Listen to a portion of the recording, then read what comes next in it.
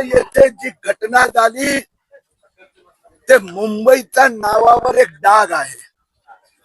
महापालिकेचा आमचा ताई महिला अधिकारी सह सगळी जी टीम संध्याकाळी 7:30 वाजता अनेक दिवसापासून लोक तक्रार करायचे त्या फेरीवाला माफियांना हलवण्यासाठी आले। त्यांच्यावर ज्या पद्धतीने त्यांच्याची वागणूक झाली आहे, मारण्याचा प्रयत्न झाला, महापालिकेच्या एका कर्मचाऱ्याला बेशुद्ध सारखी अवस्था झाली।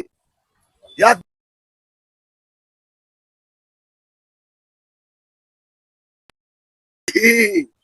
कोणी असो, मग त्यात तो बांगलादेशहून आलेला असेल की इथला त्याचा अख्खा माफिया कॉन्ट्रॅक्टर असेल, आम्ही बांगलादेशी अनधिकृत फेरीवाले माफियापासून मुंबईला मुक्त करणार आहोत।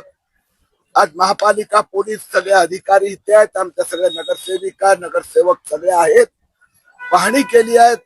मी महापालिकेचा त्या दिवशी जे ड्युटीवर असते होते कर्मचारी त्यांना धन्यवाद देतोय।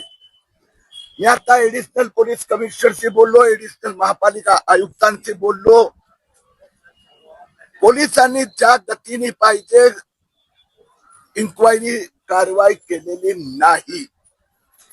मी पोलिसांना पुन्हा एकदा आग्रहाची विनंती केली आहे, या दो अक्का आहे, अजून तुम्ही तिथले जे 4-5 टपोरींना पकडून बसलेत, मी समाधानी नाही।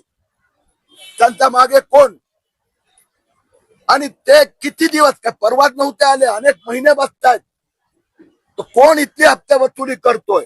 मग महापालिकेचा ऑफिसर असेल तर त्याची चौकशी झाली पाहिजे अशी आमची मागणी आहे। सर, आपण महानगरपालिका बोलला त्या दिवशी पोलिसांनी बंदोबस्त दिला नव्हता गेला होता का? आपली काय सांगितली महानगरपालिका? पोलिसांनी बंदोबस्त दिला नव्हता गेला होता का, असा आरोप आहे का कर्मचाऱ्यांसोबत? काही वेळेला अचानक धाडी टाकावे लागतात आणि मुंबईत 7:30-8 वाजता यांनी त्यांचं काम सुरू केलं, व्यवस्थित झालं, हलवले।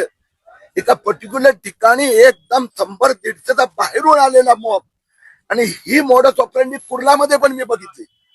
कुर्ला पश्चिम स्टेशनला असंच भारतनगर मधून तो समीम माफिया त्यांच्या बरोबर 100 लोक आले होते।